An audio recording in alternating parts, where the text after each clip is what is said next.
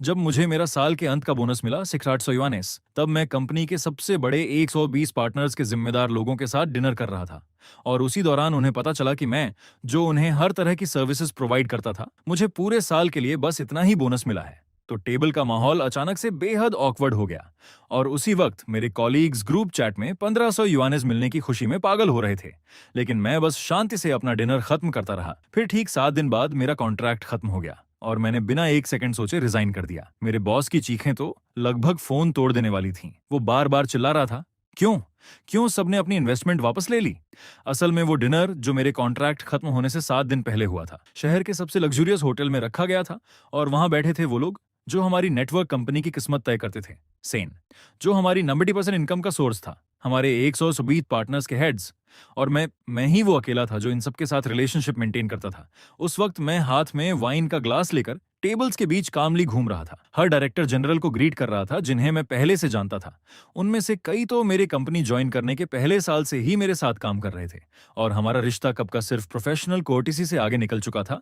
तभी director chain, जो एक बड़े नेशनल कॉन्ग्लोमरेट के परचेसिंग हेड थे, उन्होंने मेरे कंधे पर हाथ रखा और ईमानदारी से बोले, सियाओ चेन, अगले साल हमारे ग्रुप का नया प्रोजेक्ट तुम ही संभालना, मुझे किसी और पर भरोसा नहीं है। मैंने सीधा जवाब दिया, डायरेक्टर चेन, आप चिंता मत कीजिए, जब तक मैं यहाँ हूँ आपके काम मेरे ही रहेंगे। तभी अचानक मेरी पॉकेट में रखा फोन लगातार वाइब्रेट करने लगा। मैंने बहाना बनाया कि मुझे वॉशरूम जाना है, लेकिन कॉरिडोर के एक सुनसान कोने में जाकर मैंने डब्ल्यू सैट ग्रुप चैट खोला। पूरा ग्रुप लाल रंग के लकी एनवलोप से भरा हुआ था और मैसेज भेजने वाली थी लीना, जो असल में मेरा काम ऑर्गेनाइज करके उसी पर अपना नाम डालती थी। वो लिख रही थी, मुझे भी 1500 मिले, इस साल कंपनी कमाल की है, डायरेक्टर सान की लंबी उम्र हो, मेहनत का फल मिल गया। एक के बाद एक 1500 युआनेस के ट्रांसफर स्क्रीनशॉट्स ऐसे लग रहे थे जैसे मेरे चेहरे पर इनविजिबल थप्पड़ पड़ रहे हों। बिना किसी एक्सप्रेशन के मैंने उन चमकते लाल मैसेजेस को इग्नोर किया और अपना बैंकिंग ऐप खोला। वहां एक नया ट्रांसफर रिकॉर्ड चुपचाप पड़ा था। अमाउंट 6800, ना कोई डेसिमल ना कोई कंग्रेचुलेशंस, बस एक ठंडा सा नंबर, जैसे किसी इंटर्न की सैलरी हो।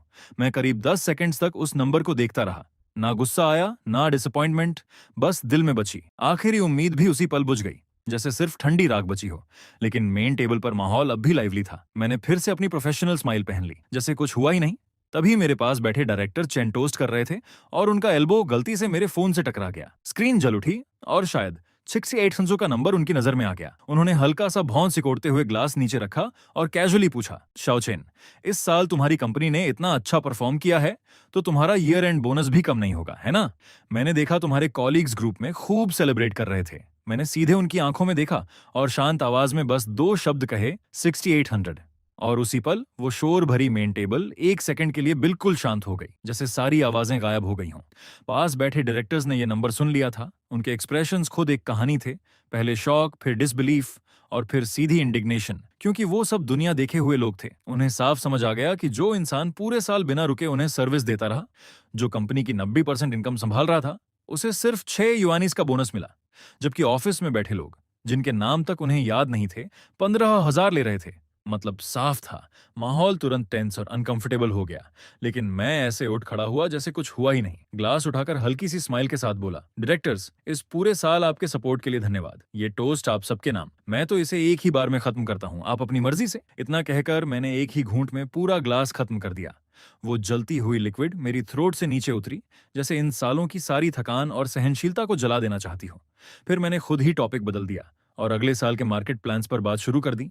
अपने प्रोफेशनलिज्म से मैंने उस डिनर को फिर से नॉर्मल करने की कोशिश की, लेकिन क्लाइंट्स अब बार बार एक दूसरे की तरफ देख रहे थे। उनकी नजरों में कोई सिंपैथी नहीं थी, बल्कि एक अजीब सा डिटर्मिनेशन था। डिनर अचानक ही खत्म हो गया और मेहमान एक एक करके जाने लगे और आखिर में डायरेक्टर चेन सबसे आखिरी में बाहर निकले। जब वो मेरे पास से गुजर रहे थे तो अचानक रुक गए। उनकी आंखें, जो न जाने कितने लोगों को देख चुकी थीं, सीधे मेरी आंखों में गहराई से देखने लगीं और फिर उन्होंने धीमी आवाज में कहा, जो सिर्फ मैं ही सुन सकता था, स्याओ चेन, तुम्हारे साथ गलत हुआ है। ये जगह तुम्हारे एक भी ख्याल के लायक नहीं है। जब चाहो मुझसे कांटेक्ट करना। ये सुनकर मेरे सीने में हल्की सी गर्माहट उठी और मैंने गंभीरता से सिर हिलाया। धन्यवाद डायरेक्टर चेन। आखिरी गेस्ट को विदा करने के बाद मैं अकेला अपने खाली घर लौटा। लेकिन बाकी रातों की तरह मैंने कंप्यूटर खोलकर काम के मेल्स चेक नहीं किए, बल्कि खुद के लिए एक कप चाय बनाई। मुझे ना गुस्सा आ रहा था ना दुख, क्योंकि जब इंसान किसी चीज से पूरी तरह उम्मीद खो देता है तो इमोशंस भी एक बेकार लग्जरी लगने लगते हैं। मैंने कंप्यूटर खोला, लेकिन बोरिंग काम देखने के लिए नहीं, बल्कि एक नया डॉक्यूमेंट बनाने के लिए जिसका नाम रखा हैंड ओवर लिस्ट। फिर मैंने सिस्टमेटिकली हर टास्क का प्रोसेस, हर क्लाइंट की इन्फॉर्मेशन और हर प्रोजेक्ट की बेसिक स्ट्रक्चर डिटेल में लिखना शुरू किया। मेरा दिमाग डराने वाली हद तक क्लियर था। फिर मैंने दीवार पर लगे कैलेंडर की तरफ देखा, जहां 7 दिन बाद की तारीख को लाल सर्कल से मार्क किया गया था और उसके बगल में 4 शब्द लिखे थे, फिंदेल कॉन्ट्राटो। मेरी नजर शांत और ठोस थी, बिल्कुल एक ऐसे जनरल की तरह जो न्यूक्लियर बटन दबाने वाला हो। आखिर में मैंने अपना फोन उठाया और WC पर उस हेड हंटर का कॉन्टैक्ट ढूंढा जिसे मैंने 1 महीने पहले ऐड किया था। तब उसने मुझसे पूछा था कि क्या मैं जॉब बदलने का सोच रहा हूं, और मैंने जवाब दिया था कि फिलहाल मैं स्टेबल हूं।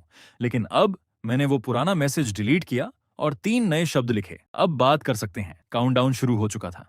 कॉन्ट्रैक्ट खत्म होने में 6 दिन बाकी थे। जैसे ही मैं ऑफिस में घुसा, एकदम से खुशी और एक्साइटमेंट की लहर मुझसे टकराई। हर कोई बड़ी रकम मिलने की खुशी में पागल था। कोई यूरोप ट्रिप की बात कर रहा था तो कोई नई कार लेने की। लीना ने नए चमकदार रेड हील्स पहन रखे थे और हाथ में एक लग्जरी ब्रांड का बड़ा सा बैग था जो दूर से ही चमक रहा था। वो जानबूझकर मेरे डेस्क के पास आकर रुकी। उसने बैग को मेरी टेबल के कोने पर ऐसे रखा जैसे गलती से रख दिया हो, और फिर एग्जैजरेटेड अंदाज में शिकायत करने लगी कि उसने कल इंपल्सिवली खरीद लिया और ये बैग उतना भी अच्छा नहीं है। फिर उसने कहा, ओह चेन किंग, तुम क्या सोचते हो? मैंने सिर तक नहीं उठाया। मेरी नजर स्क्रीन पर खुले हैंडओवर डॉक्यूमेंट पर ही टिकी रही और मैंने ठंडे लहजे में जवाब दिया, ठीक है। एक पल के लिए लीना की स्माइल जम गई। फिर उसने आवाज ऊंची करके बाकी लोगों को बुलाया, गर्ल्स, इस साल की हमारी बड़ी कमाई सेलिब्रेट करने के लिए मैं सबको बबल टी पिलाती हूँ, जो चाहो ऑर्डर करो। पूरी ऑफिस तालियों और चीयर से गूंज उठी। सब लोग उसके आसपास इकट्ठा होकर फोन से ऑर्डर देने लगे। हंसी और बातें पूरे माहौल में भर गईं। छोटी सी ऑफिस एक मार्केट जैसी लगने लगी। शुरू से लेकर अंत तक किसी ने मुझसे एक बार भी नहीं पूछा, तुम कुछ लोगे? जैसे मैं इनविजिबल था। इस सेलिब्रेशन से अपने आप अलग कर दिया गया था जिसका मुझसे कोई लेना देना नहीं था। दोपहर 3 बजे बॉस संगवाई अपनी वही बियर बेली और लाल चेहरे के साथ ऑफिस में आया। उसने ताली बजाई और सब शांत होकर उसे देखने लगे जैसे कोई हीरो हो। उसने जोरदार आवाज में कहा, इस साल हमारी कंपनी ने अनप्रेसिडेंटेड रिजल्ट्स हासिल किए हैं। ये आप सबकी मेहनत के बिना संभव नहीं था। उसकी नजर लीना और बाकी हाई बोनस पाने वालों पर गई और वो अप्रूविंग स्माइल के साथ बोला, मैं हमेशा कहता हूं संके में हम मेहनती लोगों के साथ कभी बुरा नहीं करते। मेहनत करोगे तो कंपनी जरूर नोटिस करेगी। अगले साल भी ऐसे ही मेहनत करना, हम बोनस डबल कर देंगे। वो बड़े उत्साह से एक ब्राइट फ्यूचर पेंट कर रहा था, लेकिन उसकी चालाक आंखें जैसे जानबूझकर मेरी तरफ देखने से बच रही थीं।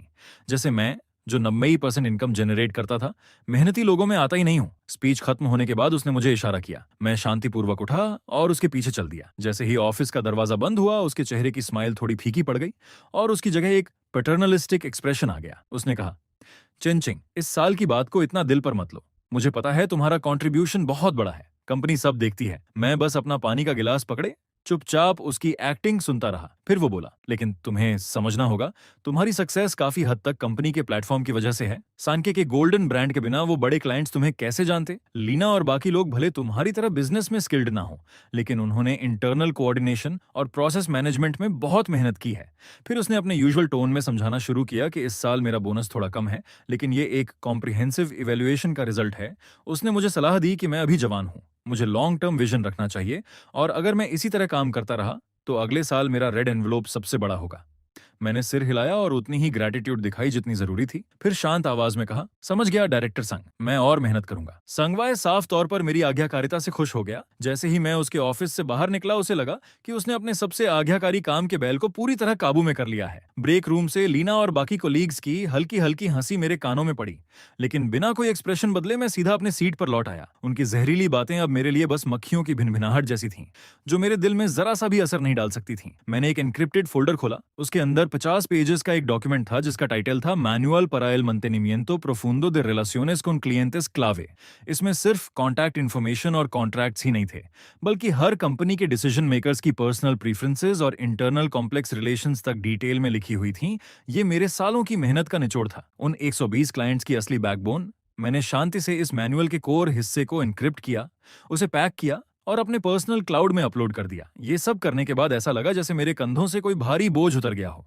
तभी संगवाई अपने ऑफिस से बाहर आया और एक्साइटेड होकर बोला, गुड न्यूज, हमने एक और नया प्रोजेक्ट जीत लिया है। क्लाइंट ने स्पेसिफिकली हमारे स्ट्रॉन्गेस्ट मेंबर चेनकिंग को रिक्वेस्ट किया है। ये प्रोजेक्ट तुम्हारा है। सारी नजरें मेरी तरफ घूम गईं। कुछ में जलन थी, कुछ में छुपी हुई खुशी। मैंने सिर उठाया, संगवाई के कॉन्फिडेंट चेहरे को देखा और पहली बार उसे सीधे मना कर दिया। सॉरी डायरेक्टर संग, मेरा कॉन्ट्रैक्ट 7 दिन में खत्म हो रहा है। मैं इस प्रोजेक्ट की कंटिन्यूटी गारंटी नहीं कर सकता। क्लाइंट की रिस्पॉन्सिबिलिटी के लिए बेहतर होगा आप किसी और को ढूंढ लें। पूरी ऑफिस में एकदम कब्र जैसा सन्नाटा छा गया। काउंटडाउन शुरू था, 5 दिन बाकी। तभी उस खामोशी को एक फोन की तेज रिंगिंग ने तोड़ा। ये कंपनी का सबसे बड़ा और पुराना क्लाइंट था। वॉशिंग ग्रुप का सिस्टम अचानक क्रैश हो गया था, जिससे उनकी पूरी प्रोडक्शन लाइन रुक गई थी। वहां के टेक्निकल डिपार्टमेंट ने 2 घंटे इमरजेंसी इंस्पेक्शन किया, लेकिन कुछ नहीं मिला। नॉमिनल क्लाइंट इंचार्ज होने के बावजूद लीना को टेक्निकल डायरेक्टर ने फोन पर बुरी तरह डांटा और वो बस बार बार यही कहती रही, हम इस पर काम कर रहे हैं। उसे खुद कुछ नहीं पता था। आखिरकार वॉशिंग की कॉल सीधे बॉस संगवाई के पास आई। दूसरी तरफ से ठंडी आवाज में अल्टीमेटम दिया गया कि मुझे स्पेसिफिकली इस प्रॉब्लम को फिक्स करना होगा और अगर 2 घंटे में सॉल्व नहीं हुआ तो वो न सिर्फ कोलैबोरेशन खत्म करेंगे बल्कि लीगल एक्शन भी लेंगे।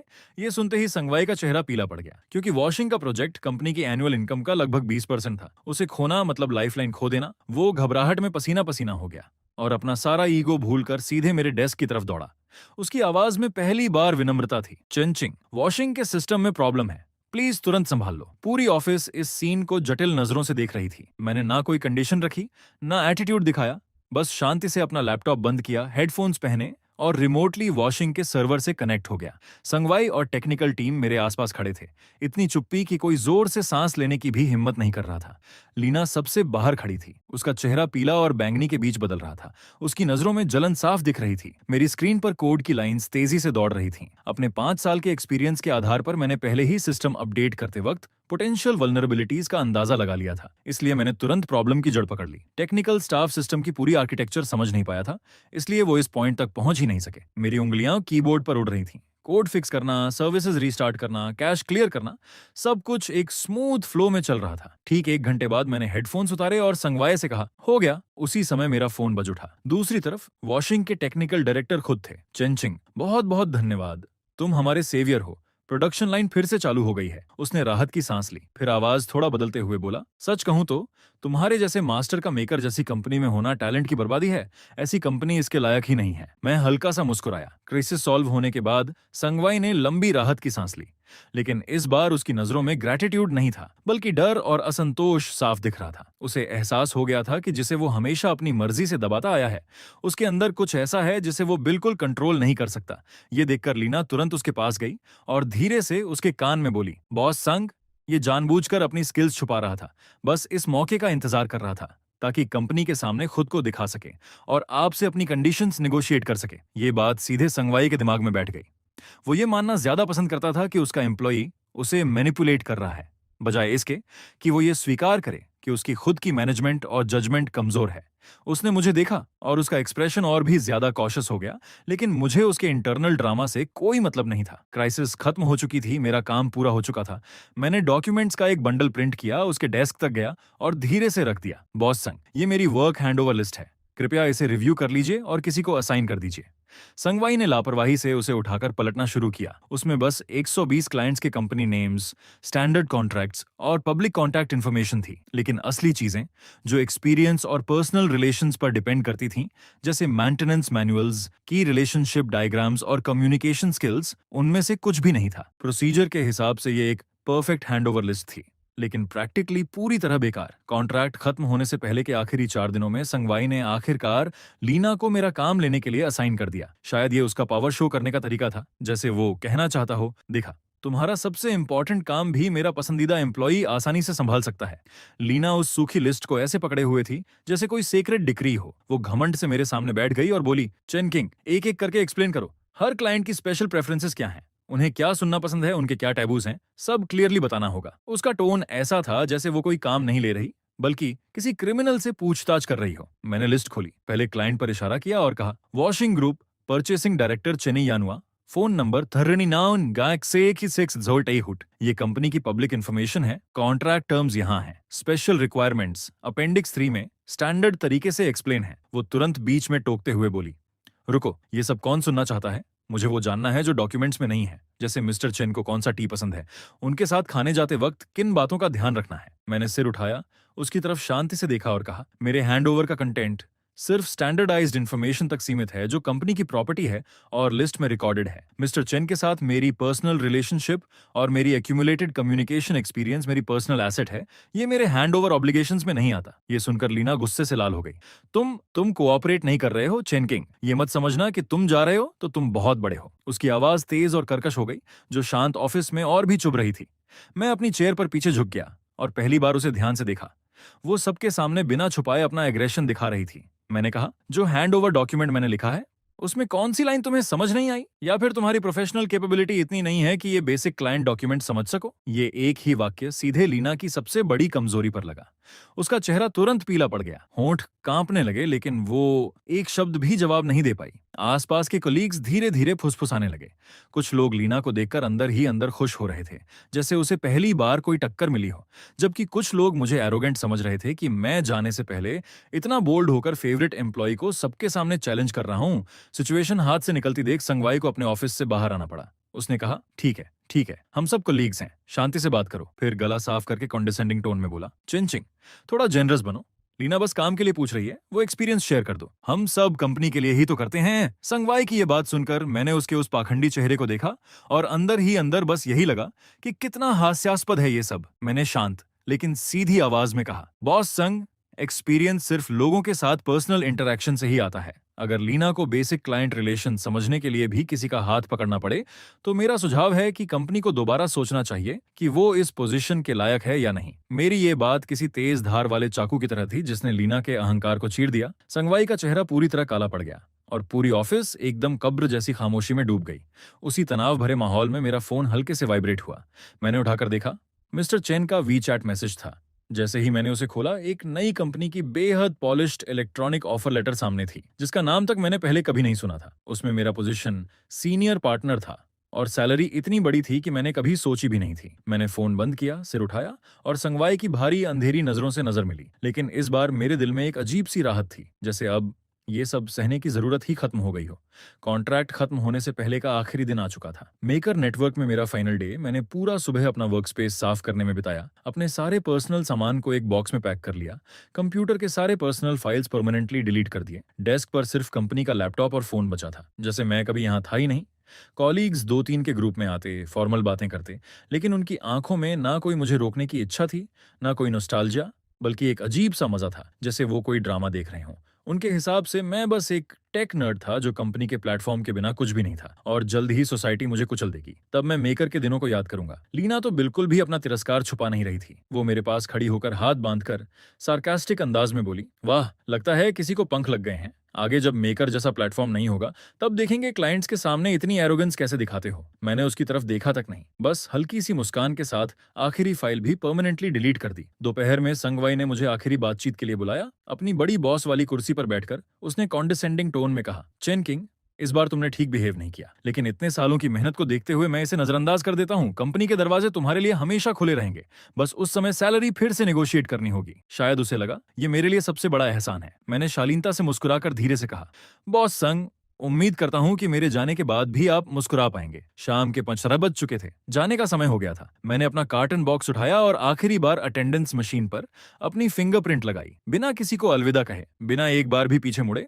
पूरी ऑफिस की सिंपैथी, मजाक और इंडिफरेंट नजरों के बीच मैं शांति से उस जगह से बाहर निकल गया जहां मैंने अपनी जवानी के इतने साल दे दिए थे। और उसी समय प्रेसिडेंट ऑफिस में संगवाई का फोन लगातार बज रहा था। सैकड़ों कंपनीज बिना एक भी एक्सेप्शन के मेकर के साथ अपनी पार्टनरशिप खत्म करना चाहती थीं।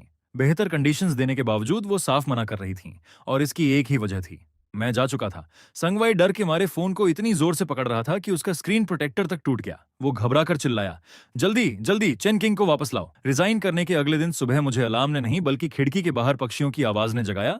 मैंने सिंपल स्पोर्ट्स कपड़े पहने और नीचे पार्क में दौड़ने निकल गया, मेकर नेटवर्क के उस कैलकुलेशन भरे माहौल से दूर। यहां तक कि हवा भी अलग और फ्रेश लग रही थी। मैं झील के किनारे रुककर अपने रिफ्लेक्शन को देखने लगा। मुझे बेरोजगारी की कोई चिंता नहीं थी, बल्कि उल्टा एक अजीब सा कॉन्फिडेंस था कि सब कुछ मेरे कंट्रोल में है। तभी मेरी पॉकेट में रखा फोन वाइब्रेट हुआ। मैंने निकाला। वीचैट ग्रुप से मैसेज था। मेन ग्रुप तो मैं छोड़ चुका था, लेकिन टेक्निकल डिपार्टमेंट के कुछ कॉलीग्स जिनसे मेरी बनती थी, उन्होंने प्राइवेट मैसेज किया था। अब जब तुम जा चुके हो, आज फिर वॉशिंग के लोग प्रोग्रेस के लिए दबाव डालने आए थे। तुम्हारे रिप्लेसमेंट ने तो बॉस को पागल कर दिया है। ये मैसेज पढ़ते ही मैंने बिना कोई एक्सप्रेशन बदले चैट बंद कर दिया और होठों पर एक ठंडी सी मुस्कान आ गई। मैं मेकर की स्ट्रक्चर को बहुत अच्छे से जानता था। वो एक ऐसी इमारत थी जो रेत पर बनी थी और मैं उसका सबसे अहम कॉर्नरस्टोन था। मेरे जाते ही सिर्फ टेक्नोलॉजी नहीं गई थी, बल्कि हर क्लाइंट का ट्रस्ट और गारंटी भी साथ चला गया था। इस वक्त मेकर का ऑफिस पूरी तरह कैओस में डूबा होगा। लीना अब मेरे पुराने डेस्क पर बैठी थी। उसके सामने क्लाइंट रिक्वायरमेंट्स की एक लंबी शीट खुली थी, जिसे वो घूर रही थी लेकिन समझ कुछ नहीं पा रही थी। पहले वो सिर्फ साइन करती थी और बोनस लेती थी, लेकिन अब जब उसे सच में इन कॉम्प्लेक्स डिमांड्स का सामना करना पड़ रहा था, तो उसे कोड की पहली लाइन तक समझ नहीं आ रही थी। वो चिढ़कर बोली, ये आखिर है क्या? क्या चेंचिंग ने जानबूझकर अपनी स्किल्स छुपाई थी? ये इंटरफेस कॉल क्यों नहीं हो रहा? उसके बगल में खड़ा टेक्नीशियन धीरे से बोला, मिस लीना, ये मिस्टर चेन ने पुराने वॉशिंग सिस्टम के लिए स्पेशली कंपैटिबिलिटी लॉजिक लिखी थी। ये डॉक्यूमेंटेशन में नहीं है, सब उनके दिमाग में था। उधर मैं पार्क की एक बेंच पर बैठा दूर डूबते सूरज को देख रहा था और मन ही मन बोला, संगवाई, ये तो बस शुरुआत है। तुम अपनी आंखों से देखोगे कि तुम्हारी वो फेक फाउंडेशन असली कोर खोने के बाद कैसे धीरे धीरे टूटती है। रिजाइन करने के तीसरे दिन मैं अपने सोफा पर बैठा एक इंडस्ट्री रिपोर्ट पढ़ रहा था जो मुझे हेडहंटर ने भेजी थी, और जैसा मैंने सोचा था, संगवाई चुप नहीं बैठा। अचानक फोन बजा और स्क्रीन पर वही जाना पहचाना नंबर चमक उठा। मैंने उसे पूरे 30 सेकंड्स तक बजने दिया, फिर आराम से उठाया। उसने बनावटी नरमी से कहा, शाओ चेन, घर पर आराम कर रहे हो? कैसे हो? मैंने सीधा जवाब दिया, डायरेक्टर संग, आपने तो मुझे कभी खाने पर बुलाने का भी समय नहीं निकाला, अब पूछ रहे हैं। फिर हल्की मुस्कान के साथ कहा, मेरे लिए अभी सब ठीक है, शांति है। कुछ सेकंड तक दूसरी तरफ सन्नाटा रहा, फिर उसकी हल्की भारी सांसें सुनाई दी। मुझे पता था इस वक्त उसके ऊपर कंप्लेंट्स की बाढ़ आई हुई है। उसकी झूठी प्रोमिसेस सुनकर मुझे सिर्फ घिन आती। अगर वॉशिंग और बाकी बड़े क्लाइंट्स इन्वेस्टमेंट वापस लेने की धमकी नहीं दे रहे होते, तो शायद वो मुझे कॉल करने की भी जरूरत नहीं समझता। कॉल खत्म होते ही मैंने उसका नंबर ब्लॉक कर दिया। वो सोचता था कि मैं उन चीप एम्प्लॉयज में से हूं जो हड्डी के लिए पूंछ हिलाते हैं, लेकिन उसे ये नहीं पता था कि इन सालों की पेशेंस में मैंने उसकी ग्रीड और शॉर्ट साइटेडनेस को पूरी तरह समझ लिया है। बाहर धीरे धीरे रात उतर रही थी। मैंने कंप्यूटर खोला और एक नई फोल्डर बनाई जिसका नाम रखा डिपार्चर। मैं सिर्फ जाना नहीं चाहता था, मैं वो सब साथ ले जाना चाहता था जो मेरा था, ताकि सानके एक खाली खोल बनकर रह जाए। रिजाइन करने के 5वें दिन वॉशिंग ग्रुप के परचेसिंग डायरेक्टर चेन ने मुझे चाय पर बुलाया। वो एक बेहद शार्प इंसान था और सनके में रहते हुए मेरा सबसे वैल्यूड पार्टनर भी। टी हाउस में हल्की खुशबू फैली हुई थी। उसने मुझे गहरी नजरों से देखा, जैसे उसे सब कुछ पहले से पता हो। उसने कहा, शाओ चेन, तुम्हारे जाने के बाद संके पूरी तरह ठप हो गया है। कल संगवाई खुद अपनी टीम लेकर आया था, पूरा दोपहर बैठा रहा, लेकिन एक भी सोल्यूशन नहीं दे पाया। लीना बस औपचारिक बातें करती रही। मैंने शांत स्वर में कहा, डायरेक्टर चेन, ये उनका मामला है, मुझसे इसका कोई लेना देना नहीं। उसने अपनी चाय नीचे रखी, थोड़ा आगे झुका और गंभीर आवाज में बोला, सच कहूं तो वॉशिंग में हम तुम्हारी वैल्यू जानते हैं। तुम्हारे बिना उस प्रोजेक्ट को संके को देना हमारे लिए रिस्की है। मैंने लीगल डिपार्टमेंट से कॉन्ट्रैक्ट कैंसिल करने की प्रक्रिया शुरू करने को कह दिया है। मैंने बिना ज्यादा रिएक्शन दिए चाय का एक घूंट लिया, क्योंकि ये सब मेरे कैलकुलेशंस में पहले से था। फिर उसने कहा, शाओचेन, क्या तुम खुद का बिजनेस शुरू करने के बारे में सोचोगे? अगर तुम स्टार्ट करते हो तो वॉशिंग का पहला ऑर्डर मैं तुम्हें ही दूंगा। ये एक बहुत भारी वादा था, लेकिन मैं जानता था कि अभी सही समय नहीं आया है। मैंने हल्की सांस लेकर कहा, डायरेक्टर चेन, संगवाई जैसे लोग अगर सच में दर्दनाक तरीके से नहीं गिरते तो उन्हें कभी पछतावे का मतलब समझ नहीं आता। फिर शांत स्वर में जोड़ दिया, धन्यवाद, मैं थोड़ा समय लेना चाहता हूं ताकि सब कुछ समझ सकूं और अपने दिमाग में चल रही कुछ आइडियाज को क्लियर कर सकूं। जब मैं तैयार हो जाऊंगा तो सबसे पहले आपसे ही कांटेक्ट करूंगा। टी हॉल से बाहर निकलते ही ठंडी रात की हवा मेरे चेहरे से टकराई। मैंने पीछे मुड़कर उस बिजनेस डिस्ट्रिक्ट को देखा जो धीरे धीरे अंधेरे में डूब रहा था, और उसी पल मेरे दिल में एक बड़ा प्लान आकार लेने लगा। मुझे किसी और कंपनी का एम्प्लॉय बनना नहीं था। मैं ऐसी जगह बनाना चाहता था जहां टेक्नोलॉजी की रिस्पेक्ट हो, जहां टैलेंट के रूल सच में मायने रखते हों। उसी हफ्ते सैन नेटवर्क के अंदर का माहौल दिन ब दिन और ज्यादा टेंस होता जा रहा था।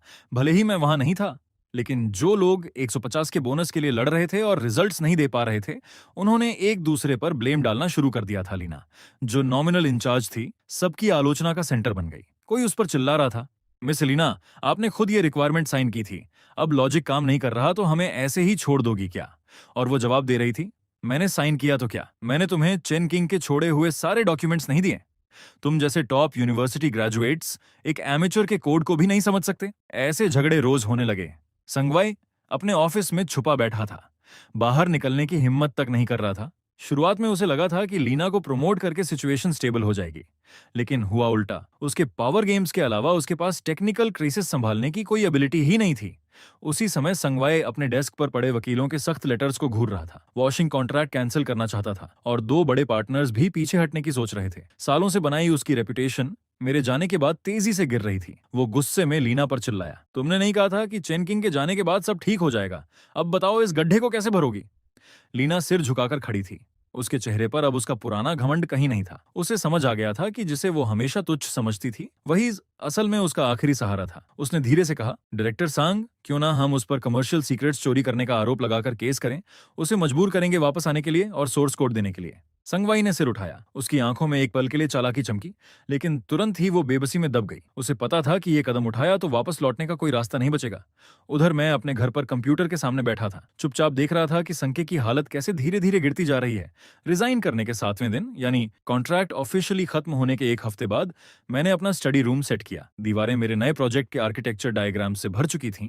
इस हफ्ते मैंने 3 हेडहंटर ऑफर्स ठुकरा दिए और संगवाई के दर्जनों अपॉलॉजी मैसेजेस को इग्नोर कर दिया। मैं बस इंतजार कर रहा था उस मौके का जब संके कभी फिर से खड़ा ही ना हो सके। तभी फोन बजा। डायरेक्टर चेन का वॉइस मैसेज था। उसकी आवाज थोड़ी जल्दी में लग रही थी। शो चेन, संगवाई पागल हो गया है। उसने इंडस्ट्री ग्रुप्स में नोटिस डाल दिया है कि तुम कंपनी की कोर टेक्नोलॉजी लेकर भाग गए हो। वो कई कंपनीज के साथ मिलकर तुम्हें ब्लैकलिस्ट करना चाहता है। मैंने हल्की मुस्कान के साथ सोचा, ब्लैकलिस्ट? शायद उसे याद नहीं कि उन टेक्नोलॉजी पैटेंट्स के ओरिजिनल ड्राफ्ट्स किसके पास हैं। मैंने बिना जल्दबाजी किए एक एन्क्रिप्टेड फोल्डर खोला जिसमें मेरा रिसर्च एंड डेवलपमेंट डायरी था, जिसे मैं कंपनी ज्वाइन करने के पहले साल से ही मेंटेन कर रहा था। उसमें हर कोर टेक्नोलॉजी एडवांसमेंट के डिटेल्ड रिकॉर्ड्स थे, टाइम स्टैम्प्स के साथ, ओरिजिनल सोर्स कोड के साथ, सब कुछ साफ साफ। मैंने मन ही मन कहा, संगवाई अगर लीगल गेम खेलना चाहता है तो मैं भी इसे अंत तक खेलूंगा। उसी दोपहर मैं शहर के सेंटर में एक स्टार्टअप इंक्यूबेटर के एंट्रेंस पर खड़ा था।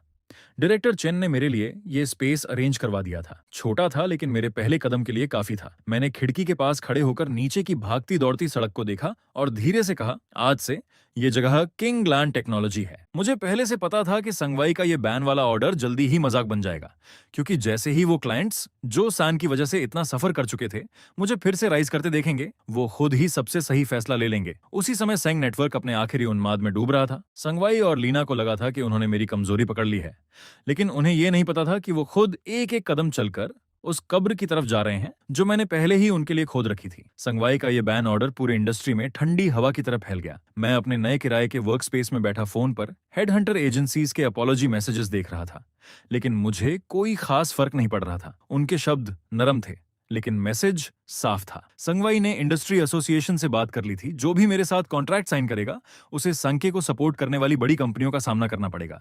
ये बचकानी चाल मैंने पहले ही सोची हुई थी।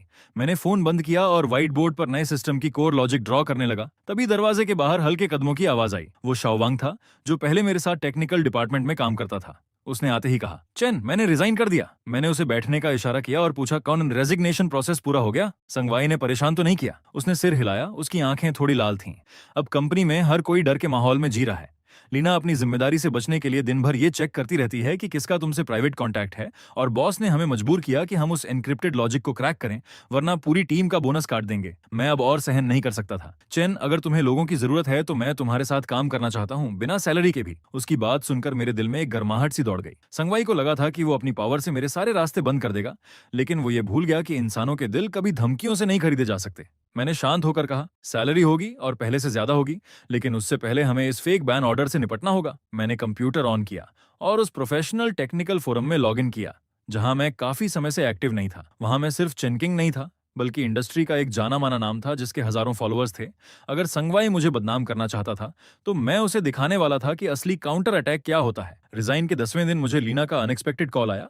उसकी आवाज अजीब तरह से नरम थी। वो मिलना चाहती थी और कह रही थी कि कंपनी की तरफ से माफी मांगना चाहती है। मुझे पता था ये ट्रैप है, फिर भी मैं गया, क्योंकि मैं देखना चाहता था कि इस बार संगवाई कौन सा नया खेल खेलने वाला है। रेस्टोरेंट के प्राइवेट रूम में लीना बहुत सजी धजी थी और टेबल महंगे खाने से भरी हुई थी। जैसे ही मैं अंदर गया वो करीब आई और मेरा हाथ पकड़ने लगी। चेन किंग, पहले मैं ही चीजों को समझ नहीं पाई, तुम दिल पर मत लेना। डायरेक्टर सांग ने कहा है कि अगर तुम सिस्टम का टेक्निकल ऑथराइजेशन प्लान दे दो तो रुकी हुई कोलैबोरेशन तुरंत वापस शुरू हो जाएगी और कंपनी तुम्हें एक्स्ट्रा कंसल्टेंसी फी भी देगी।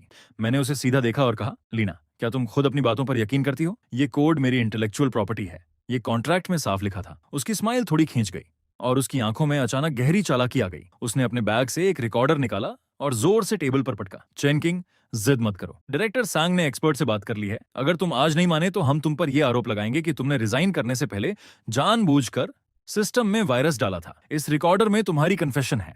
उसकी ये कॉन्फिडेंस देखकर मुझे हंसी आ गई। शायद उसे ये नहीं पता था कि मैं कमरे में घुसते ही अपना phone real time cloud recording पर डाल चुका हूं। मैंने शांत होकर कहा, अच्छा है, क्योंकि मैं भी चाहता हूं कि जज ये सुने कि तुम मुझे मेरी इंटेलेक्चुअल प्रॉपर्टी छोड़ने के लिए मजबूर कर रही हो। मैं बिना खाना देखे उठ गया। पीछे लीना गुस्से में चिल्ला रही थी, लेकिन मैं पहले ही सोच रहा था कि इस धमकी को कैसे यूज करके संके को एक बड़ा लीगल झटका दूं। उसी दौरान मुझे एक और बड़ी खबर मिली। संके सिटी स्मार्ट प्रोजेक्ट के टेंडर के लिए तैयारी कर रहा था। ये उनका आखिरी सहारा था। इस कॉन्ट्रैक्ट को जीतने के लिए संगवाई ने सब कुछ दांव पर लगा दिया था। यहां तक कि उसने मेरे पुराने रिसर्च अचीवमेंट्स को भी प्रपोजल में शामिल कर लिया। शाओवांग मेरे सामने बैठा टेंशन में बोला, चेन, अगर वो बस तुम्हारे प्लान को थोड़ा बदलकर अपना बनाकर पेश कर दें तो हम क्या करेंगे? हमारी कोई रेपुटेशन नहीं है, अपनी इनोसेंस साबित करना मुश्किल होगा। शाओवांग की बात सुनकर मैंने बिना घबराए जवाब दिया, चिंता मत करो, उस प्लान में मैंने सिर्फ लॉजिक नहीं छोड़ी थी। मैंने बेस आर्किटेक्चर में एक लॉजिकल ट्रैप सेट किया था जो सिर्फ मैं एक्टिवेट कर सकता हूं, और जैसे ही सिस्टम एक खास ऑपरेशन लेवल पार करेगा, बिना मेरे ऑथराइजेशन सर्टिफिकेट की पूरी इंटरफेस खुद ब खुद कॉपीराइट डिक्लेरेशन दिखाएगी। संगवाई को लगा था कि सोर्स कोड मिलते ही वो चैन से सो पाएगा। उसे ये नहीं पता था कि वहीं उसकी बर्बादी की शुरुआत है। प्रिलिमिनरी प्रेजेंटेशन वाले दिन मैं एक दूसरी कोलैबोरेटिंग कंपनी के टेक्निकल एडवाइजर के तौर पर चुपचाप आखिरी रो में बैठा था। सामने पोडियम पर संगवाई पूरे घमंड के साथ खड़ा था और नीचे लीना जोर जोर से ताली बजा रही थी। वो गर्व से बोल रहा था, ये सांके का इंडिपेंडेंटली डेवलप्ड कोर इंजन है, इसकी स्टेबिलिटी इंडस्ट्री लीडिंग है। और जैसे ही उसने स्ट्रेस टेस्ट का बटन दबाया, स्मूथली चल रहा सिस्टम अचानक अटक गया और अगले ही पल बड़ी स्क्रीन पर एक विशाल पॉपअप चमका। इस कोर आर्किटेक्चर के कॉपीराइट चेन किंग के पास है, बिना ऑथराइजेशन इसका उपयोग इलीगल इन्फ्रिंजमेंट है। पूरा हॉल केओस में बदल गया। संगवाई का चेहरा लाल से सफेद और फिर हरे रंग में बदल गया। वो पागलों की तरह कीबोर्ड दबा रहा था, लेकिन सिस्टम पूरी तरह लॉक हो चुका था। अंधेरे में बैठा मैं उसकी उस बेबस हालत को देख रहा था और शांतिपूर्वक अपना लैपटॉप बंद कर दिया। टेंडर स्कैंडल के बाद सांके की रेपुटेशन जमीन पर आ गई। छोटे पार्टनर्स जो अब तक वेट कर रहे थे, उन्होंने कॉन्ट्रैक्ट टर्मिनेट करने के लेटर्स भेजने शुरू कर दिए। मैंने सुना संगवाई ने अपने ऑफिस में चीजें तोड़ दी और गुस्से में लीना को थप्पड़ तक मार दिया। अब संके सिर्फ पैसे नहीं खो रहा था, वो अंदर से टूट चुका था। टेक्निकल डिपार्टमेंट के लोग मास रिजाइन करने लगे और संगवाई की सैलरी डबल करने की ऑफर भी उन्हें रोक नहीं पाई। उसी शाम जब मैं एक नया कॉन्ट्रैक्ट फाइनलाइज करके बाहर निकला तो ऑफिस के बाहर मुझे कुछ जाने पहचाने चेहरे दिखे। ये सांके के वही की इंजीनियर्स थे जिन्हें लीना ने पहले मैनिपुलेट करने की कोशिश की थी। उन्होंने सीधे कहा, चेन, हम तुम्हारे साथ जुड़ना चाहते हैं। पहले हम संगवाई के बोनस के लालच में अंधे हो गए थे। मैंने शांत होकर कहा, यहाँ टैलेंट का हमेशा स्वागत है, लेकिन रूल्स साफ हैं। यहाँ टेक्नोलॉजी पहले है, चापलूसी की कोई जगह नहीं। मैंने उनके हायरिंग प्रोसेस शुरू कर दिए। मुझे पता था ये सिर्फ कुछ लोगों को हायर करना नहीं है, ये सांके की जड़ों को उखाड़ना है। अब सांगवाई के पास कुछ पुराने सर्वर्स के अलावा कुछ नहीं बचा था। रात में डायरेक्टर चेन का कॉल आया। उसकी आवाज में एक्साइटमेंट थी। शाओ चेन, शानदार काम, हर तरफ से दबाव पड़ रहा है, कीमतें नीचे आ रही हैं, लगता है वो खत्म हो चुका है। मैंने शांत स्वर में कहा, ये वही है जो उसे मिलना चाहिए था। डायरेक्टर चेन, हमारा प्रोजेक्ट अब ऑफिशियली शुरू किया जा सकता है। कॉल खत्म करके मैंने खिड़की से बाहर चमकती रोशनी को देखा। मेरा समय तेजी से आ रहा था और वहीं दूसरी तरफ संगवाई के लिए अंत की घंटियां बज चुकी थीं। संगेट वर्क अब सच में एक खाली खोल बन चुका था। पहले जो ऑफिस शोर से भरा रहता था, अब वीरान पड़ा था। चारों तरफ बिखराव था। संगवाई खुद को ऑफिस में बंद करके बैठा था और किसी से नहीं मिल रहा था। लीना भी गायब हो गई थी। सुना वो कंपनी का आखिरी कैश लेकर विदेश भाग गई। लेकिन संगवाई जैसे लोग पूरी तरह खत्म होने से पहले आखिरी बार पागलपन में वार जरूर करते हैं। उस रात मैं पार्किंग में अपनी कार खड़ी करके ऊपर जाने ही वाला था कि अचानक एक परछाई अंधेरे से बाहर आई। हल्की रोशनी में मैंने उस विकृत चेहरे को पहचाना। वो संगवाई था। उसके हाथ में एक नाइफ था और आंखों में पागलपन। वो चिल्लाया, चेन किंग, तुमने मुझे इस हालत में क्यों धकेला? मैंने तुम्हें पैसा दिया, शेयर्स दिए, फिर भी तुम मुझे क्यों नहीं छोड़ते? मैंने शांत नजरों से उसकी तरफ देखा और कहा, संगवाई, तुमने खुद संके को तब खत्म कर दिया था जब तुमने साल के अंत का बोनस काटा और लोगों की लॉयल्टी से खेला। तुम्हारा अंत उसी दिन तय हो गया था। मैं एक कदम भी पीछे नहीं हटा, क्योंकि मुझे पता था डर दिखाना उसे और खतरनाक बना देगा। वो चीखा, अब मेरे पास कुछ नहीं बचा। अगर मैं गिरा तो तुम्हें भी साथ लेकर गिरूंगा। और अचानक मुझ पर झपटा। मैंने साइड होकर उसका वार बचाया और उसकी कलाई पकड़ ली। सालों की जिम हैबिट काम आई। मैंने जोर से ट्विस्ट किया और नाइफ उसके हाथ से गिर गया। तभी पार्किंग के एंट्रेंस से पुलिस सायरन गूंज उठी, क्योंकि मैं हमेशा अपने फोन में इमरजेंसी अलर्ट सिस्टम एक्टिवेट रखता था। मैंने देखा कि संगवाई पुलिस के हाथों जमीन पर दबा हुआ किसी जंगली जानवर की तरह चीख रहा था और मैं शांत खड़ा उसे देखता रहा। फिर धीरे से कहा, संगवाई, तुम्हें सबसे ज्यादा पछतावा इस बात का नहीं होना चाहिए कि तुमने मुझे साल का बोनस नहीं दिया, बल्कि इस बात का होना चाहिए कि तुमने कभी किसी का सच में सम्मान ही नहीं किया। पुलिस की गाड़ी धीरे धीरे दूर चली गई। मैंने जमीन से अपनी चाबियां उठाई और बिना पीछे देखे एलिवेटर में चला गया। तूफान खत्म हो चुका था और कल वो दिन था जब किंग लनिए आधिकारिक तौर पर अपना नाम बदलकर किंगलन ग्रुप बनने वाला था। संगवाई की गिरफ्तारी के अगले दिन मैं फिर उसी जगह लौटा जो कभी मेरी थी, लेकिन इस बार मैं एम्प्लॉय नहीं बल्कि क्रेडिटर और पोटेंशियल बायर बनकर आया था। ऑफिस बिखरा हुआ था जैसे किसी तूफान ने उसे तबाह कर दिया हो। फर्श पर डॉक्यूमेंट्स फैले हुए थे। जो डिपार्टमेंट हेड्स पहले घमंडी थे, अब चुपचाप बैठे थे। उनकी नजरें खाली थीं। मैं चुपचाप संगवाई के ऑफिस में गया। वही बड़ा सा महोगनी डेस्क अब भी वहां था, बस उसका मालिक अब कैदी बन चुका था। कुछ कोर्ट ऑफिशियल्स अकाउंटिंग बुक्स को सील कर रहे थे। डायरेक्टर चेन ने मुझसे पूछा, प्रारंभिक हिसाब के अनुसार संके का कर्ज उसके एसेट से बहुत ज्यादा है, क्या तुम वाकई इस मैस को लेना चाहते हो? मैंने शांत स्वर में कहा, मुझे सिर्फ सर्वर्स के यूसेज राइट्स और मेन पैटेंट्स की ओनरशिप चाहिए। बाकी डेट संगवाई का पर्सनल मामला है। मैं मुड़ा तो देखा कुछ पुराने एम्प्लॉयज दरवाजे के पीछे से झांक रहे थे। उनमें वही लोग भी थे जो मेरे बोनस कटने पर मुझ पर हंसे थे।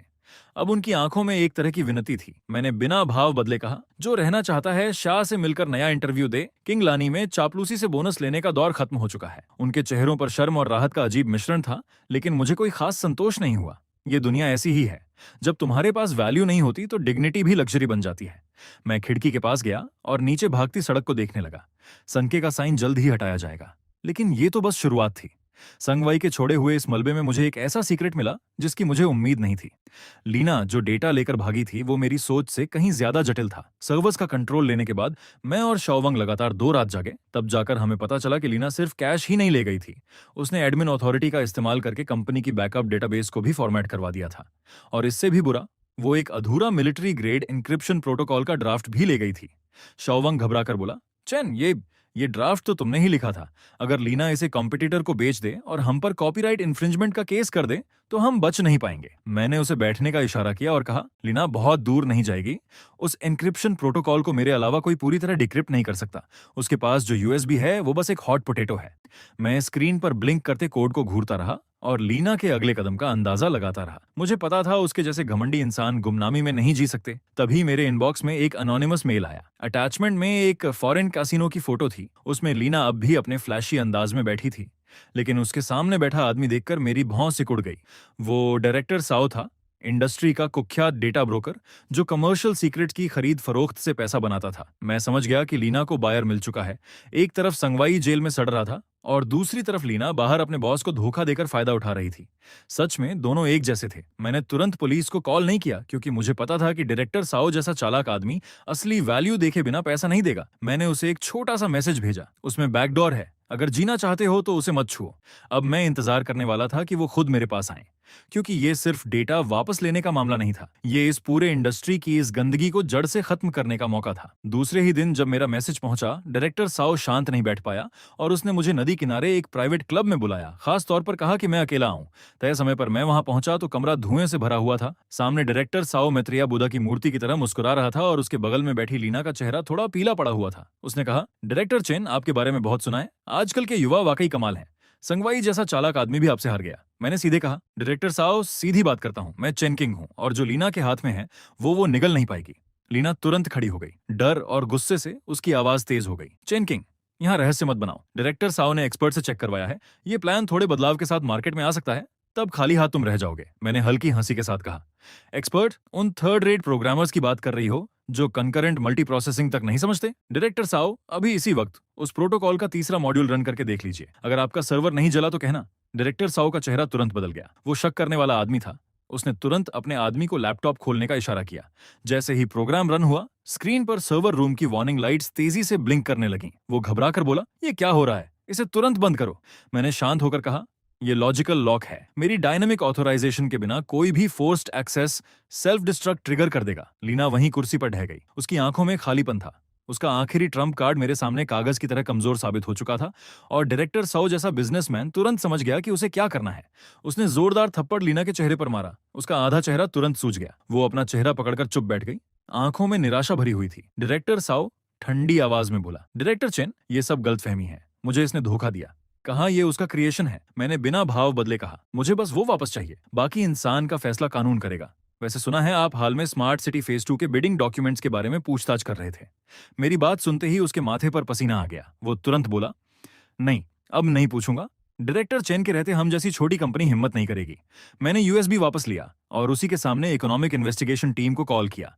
जैसे ही लीना ने पुलिस सायरन सुनी, उसका शरीर ढीला पड़ गया और वो जमीन पर गिर गई। वो मेरे पैंट पकड़कर गिड़गिड़ाने लगी, लेकिन मैंने ठंडेपन से उसे किनारे कर दिया। लीना, जब तुमने कंपनी का कोर डेटा चुराने का फैसला लिया था, तभी तुम्हें यह अंजाम समझ लेना चाहिए था। उसे पुलिस गाड़ी में ले जाते हुए देखकर मेरे दिल का आखिरी बोझ भी खत्म हो गया, लेकिन मुझे पता था ये अंत नहीं है। डायरेक्टर साओ पीछे हट गया था, लेकिन उसके पीछे की कैपिटल फोर्सेस इतनी आसानी से मुझे बढ़ने नहीं देंगी। कंपनी जाते वक्त डायरेक्टर चेन का कॉल आया। उसकी आवाज में चिंता थी। Shao Chen, industry leader Tianxing group हमारे पार्टनर्स से लगातार कांटेक्ट कर रहा है। लगता है वो हमें एक्वायर करना चाहते हैं। लीना और साओ से निपटते ही मुझे सांस लेने का मौका भी नहीं मिला था कि तियनशिंग का एक्विजिशन लेटर मेरे डेस्क पर आ चुका था।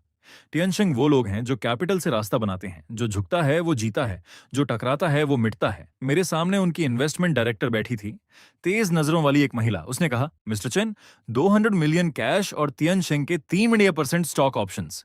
ये प्राइस आपके और आपकी टीम के लिए फाइनेंशियल फ्रीडम है। ऑफर वाकई टेम्पटिंग था, लेकिन मैंने शांत होकर उसकी आंखों में देखते हुए कहा, और अगर मैं मना कर दूं तो? डायरेक्टर ने अपने चश्मे को ठीक किया और उसकी आवाज में हल्की सी धमकी घुल गई। अगर आप मना करते हैं तो तियनशिंग पूरे इंडस्ट्री की रिसोर्स इंटीग्रेशन शुरू कर देगा।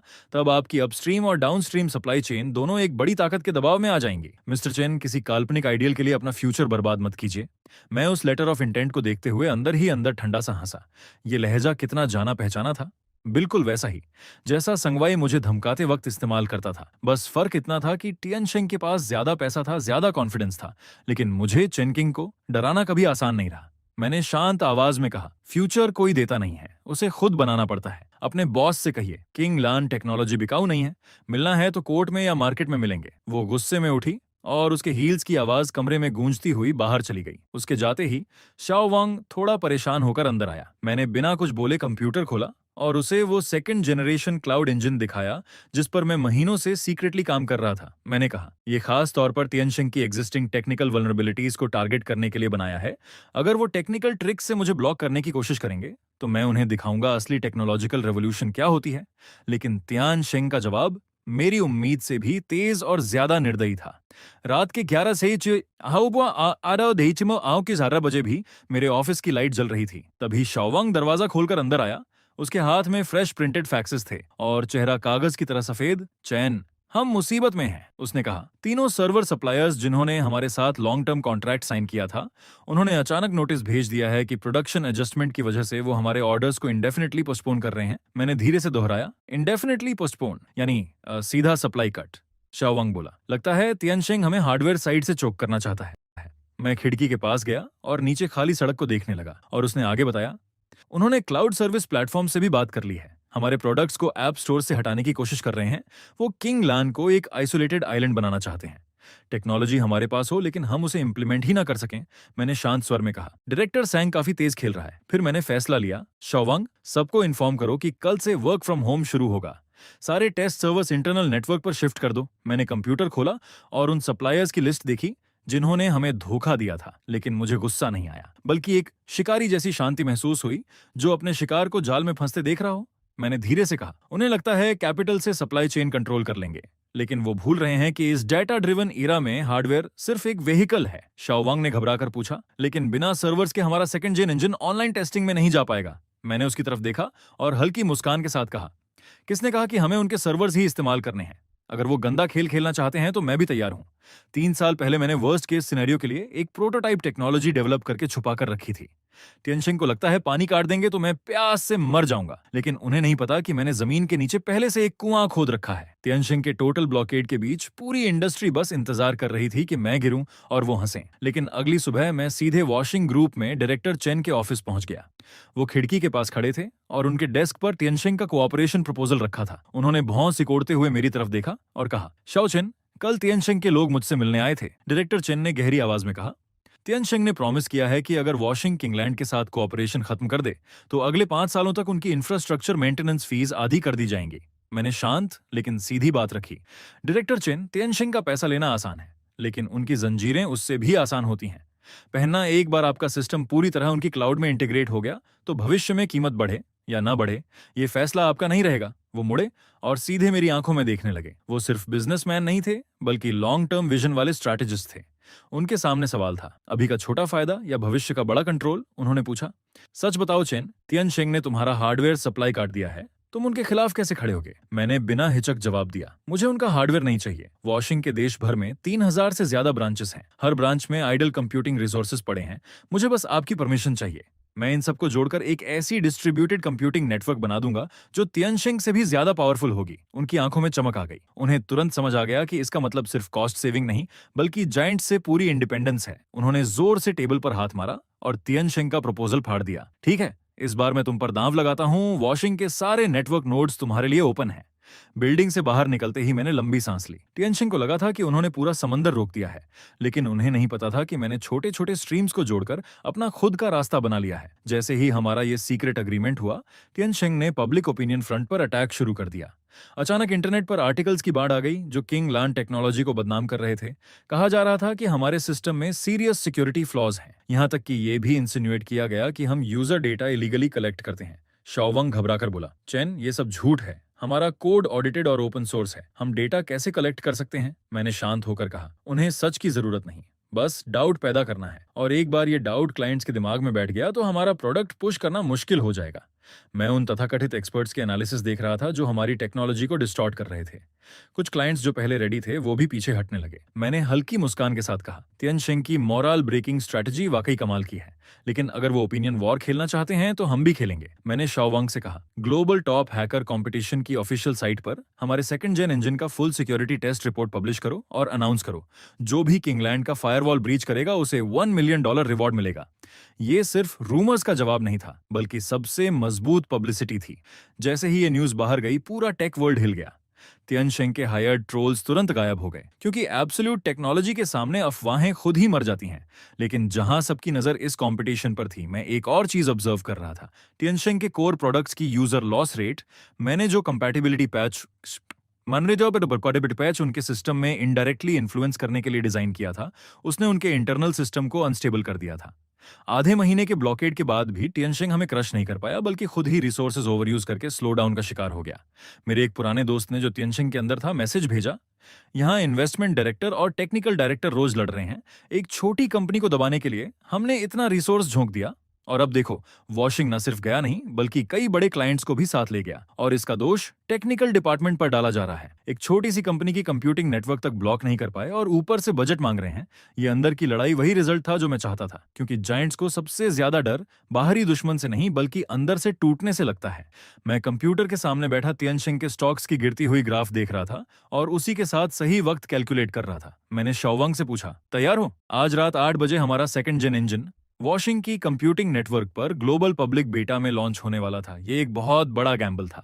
अगर हम सफल हुए तो किंगलैंड टेक्नोलॉजी जायंट्स का मोनोपोली तोड़ देगा, और अगर फेल हुए तो तियनशिंग का बदला और भी खतरनाक होगा। ठीक 8 बजे मैंने एंटर दबाया और स्क्रीन पर काउंटलेस लाइट पॉइंट्स जल उठे।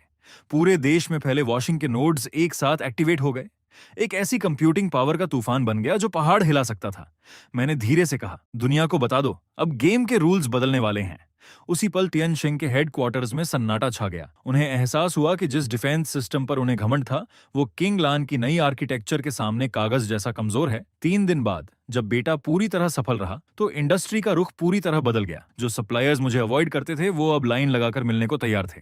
लेकिन मैं ऑफिस में नहीं था, मैं एक प्राइवेट कॉकटेल इवेंट में था, जहां सिर्फ इंडस्ट्री के बड़े लोग मौजूद थे। तियनशिंग का चेयरमैन खुद आया था। उसकी आंखों में अब एरोगेंस नहीं, बल्कि रिस्पेक्ट और हल्की बेचैनी थी। उसने कहा, यंग चेन, नई जनरेशन वाकई पुरानी को पीछे छोड़ रही है। हमसे गलती हुई कि हमने तुम्हारी वैल्यू नहीं पहचानी। क्यों ना हम बैठकर बात करें? Deep strategic cooperation. मैंने शांत होकर कहा, कोऑपरेशन पॉसिबल है, लेकिन पहले तियनशिंग पब्लिकली अपोलोजाइज करेगा और किंगलैंड टेक्नोलॉजी को ब्रांड डैमेज के लिए कॉम्पेंसेट करेगा। उसकी जॉ टाइट हो गई। उसके लिए ये खुद को सबके सामने थप्पड़ मारने जैसा था। लेकिन उसने आसपास खड़े पार्टनर्स को देखा और समझ गया कि अब उसके पास कोई बार्गेनिंग पावर नहीं बची। मैंने कैजुअली जोड़ दिया, आप मना भी कर सकते हैं, लेकिन सुना है आपके कई की टेक्निकल स्टाफ हमारी नई आर्किटेक्चर में काफी इंटरेस्टेड हैं और रिज्यूमे भेज चुके हैं। ये सीधा उसकी जड़ों पर वार था। मैं सिर्फ उसके क्लाइंट्स नहीं, बल्कि उसकी फाउंडेशन भी खींच रहा था। मैंने वाइन का घूंट लिया और मन ही मन समझ गया कि ये जीत बस शुरुआत है। ये गेम अब और बड़े लेवल पर जाने वाला है। तियनशिंग का झुकना टेम्पोरेरी था, और मुझे साफ महसूस हो रहा था कि अंधेरे में कोई और बड़ी ताकत किंगलैंड टेक्नोलॉजी पर नजर गड़ाए बैठी है। पार्टी से बाहर निकलते ही ठंडी हवा चेहरे से टकराई। तभी मेरे फोन पर एक अननोन नंबर से मैसेज आया, अपनी पीठ का ख्याल रखना। मैंने कुछ देर तक उस मैसेज को देखा। ये नंबर मल्टीपल वर्चुअल रिलेज से गुजरा था। ट्रेस करना नामुमकिन था। मैं खिड़की के पास गया, भारी पर्दे हटाए और नीचे गुजरती गाड़ियों की लाइट्स को देखता रहा। पहली बार मुझे लगा कि इस बिजनेस वॉर की गहराइयों में कोई अज्ञात निगाहें मुझे देख रही हैं। मैंने ये बात शाओवांग को नहीं बताई, उसे परेशान नहीं करना चाहता था, लेकिन मैंने तुरंत कंप्यूटर खोला और पिछले 3 सालों के टियनशिंग ग्रुप के शेयर होल्डिंग रिकॉर्ड्स निकाल ली। सरफेस पर वो एक जायंट था, लेकिन अंदर उसकी कैपिटल स्ट्रक्चर बेहद कॉम्प्लेक्स थी। कई फॉरेन इन्वेस्टमेंट फंड्स की परछाइयां बार बार दिख रही थीं। तब मुझे समझ आया, संगवाई, लीना, डायरेक्टर साओ, ये सब सिर्फ मोहरे थे। तियानशिंग मुझे सिर्फ मार्केट शेयर के लिए नहीं निगलना चाहता था, इसके पीछे कुछ और गहरा खेल चल रहा था। और जैसे ही मैं इन विचारों में डूबा हुआ था, अचानक मेरे इनबॉक्स में एक अलर्ट चमका। वो अलर्ट मेरे सेकंड जेन इंजन के बैकएंड से आया था। कोई एक ऐसा प्रोटोकॉल इस्तेमाल कर रहा था जिसे मैंने पहले कभी नहीं देखा था, और वो वॉशिंग नेटवर्क के नोड्स से लार्ज स्केल ऑपरेशनल डेटा निकालने की कोशिश कर रहा था। मैंने तुरंत कीबोर्ड पर तेजी से काम करना शुरू किया और सिस्टम में कई लेयर्स के डायनामिक फायरवॉल्स ऐड कर दिए। ये तियानशिंग का तरीका नहीं था, ये किसी प्रोफेशनल फॉरेन टीम जैसा लग रहा था। उसी पल मुझे समझ आ गया कि मेरी एंट्री ने सिर्फ तियानशिंग को नहीं, बल्कि इस इंडस्ट्री के पीछे छिपे असली फाइनेंशियल शार्क्स को भी जगा दिया है। और वो वार्निंग मैसेज मजाक नहीं था, बल्कि एक देर से आया हुआ इशारा था। अगली सुबह तियानशिंग का ऑफिशियल अपॉलॉजी लेटर इंडस्ट्री के बड़े पोर्टल्स की हेडलाइंस पर था। लैंग्वेज बेहद सिंसियर थी। उन्होंने सारा ब्लेम कुछ सीनियर एग्जीक्यूटिव्स पर डाल दिया और साथ ही टेंस ऑफ मिलियंस की कॉम्पेंसेशन सीधे किंगलैंड टेक्नोलॉजी के अकाउंट में ट्रांसफर कर दी। शाओवांग एक्साइटेड होकर बोला, चेन जल्दी देखो, हमें ड्रैगन स्लेयर कहां जा रहा है। इस बार तियानशिंग सच में गिर गया। मैंने शांत स्वर में कहा, शाओवांग, जायंट्स को कभी अंडर एस्टिमेट मत करो। अगर वो झुकते हैं तो सिर्फ सांस लेने के लिए। और जैसे ही इंडस्ट्री किंगलैंड की तारीफों में डूबी हुई थी, मुझे एक अजीब इनविटेशन मिला। ऑरोरा कैपिटल नाम की एक फॉरेन ऑर्गेनाइजेशन ने मुझे फ्यूचर कंप्यूटिंग स्टैंडर्ड्स पर प्राइवेट मीटिंग के लिए बुलाया था। मैंने थोड़ा बैकग्राउंड चेक किया तो पाया कि इसके पीछे की ताकतें बेहद गहरी हैं। कई मल्टीनेशनल जायंट्स के पीछे भी इनकी शैडो दिखाई देती हैं। तभी मुझे एहसास हुआ कि शायद वही लोग इस खेल के असली खिलाड़ी हैं, और वही वार्निंग भी उसी सर्कल से आई होगी। मैंने शाओवांग से कहा, हैंग का फ्लाइट बुक करो, क्योंकि ओपोनेंट ने स्टेज तैयार कर दी थी और अगर मैं नहीं गया तो ये डर जैसा लगेगा। जाने से पहले मैं डिटेंशन सेंटर गया। मैं संगवाई से मिलना चाहता था, वो इंसान जिसने मुझे 150 न्यूयन में खत्म करने की कोशिश की थी। शायद अब वही मुझे सच्चाई बता सकता था। मोटे बुलेट प्रूफ ग्लास के उस पार मैंने उसे देखा। वो प्रिजनर यूनिफॉर्म में था, दुबला और टूटा हुआ। उसकी आंखों में अब पहले वाली चालाकी नहीं थी, बस ठहरा हुआ सन्नाटा था। मुझे देखकर वो हल्का सा मुस्कुराया और बोला, चेन किंग, आखिर तुम आ ही गए, मुझे इस हालत में देखने या वो सवाल पूछने। मैंने शांत होकर कहा, तुम क्या सोचते हो, संगवाई तियानशिंग तो बस शुरुआत था, असली लोग कौन है। वो कुछ देर चुप रहा। उसकी उंगलियां मेज पर हल्के से टैपिंग कर रही थीं। फिर वो झुककर माइक के पास आया और धीमी आवाज में बोला, जैसे किसी टाबू का डर हो, मुझे नहीं पता वो कौन है, बस इतना जानता हूं कि खुद को प्यूरिफायर्स कहते हैं, वो पैसा देते हैं, रिसोर्सेज देते हैं, लेकिन एक ही मकसद से, जो भी टेक्नोलॉजी उनके कंट्रोल में नहीं आती उसे पूरी तरह खत्म कर देना।